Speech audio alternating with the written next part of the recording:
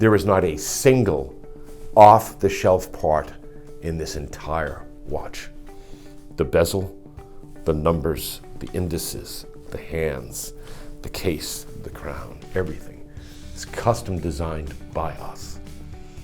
When you buy other watches, you're buying an amalgamation of a parts catalog where somebody says, let's put this case with this crown, with these hands, in this dial, in this bezel. And then they just buy a movement to put into it. We haven't done that at all. Every single part is custom designed by us.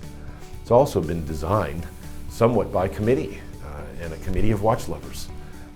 Myself and Preston, our partnership has yielded a great partnership with the world's largest watch forum, Watch You Seek. And at the beginning of the design process of this watch, we presented the renderings and the drawings to the Watch You Seek community, which represents hundreds of thousands of people around the globe. And we got feedback from hundreds of them. This hand should be a little longer, this should be a little wider, you know, the indus should be a bit larger. We're talking about this being designed, quite frankly, originally by my partner Preston, but refined by watch aficionados around the globe. When you have an idea, there's many different ways you can go for manufacturing.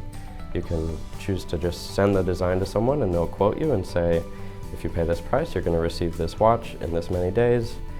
But, you know, a lot of those things are off the shelf or not really up to our spec. And I remember very distinctly, I called him and I said, you know, I really think we can do this ourselves. I think if we apply ourselves and work with people here, we can do this. And he said, okay, let's try it. And so from there, I started looking for engineers and partners and people who could work with us.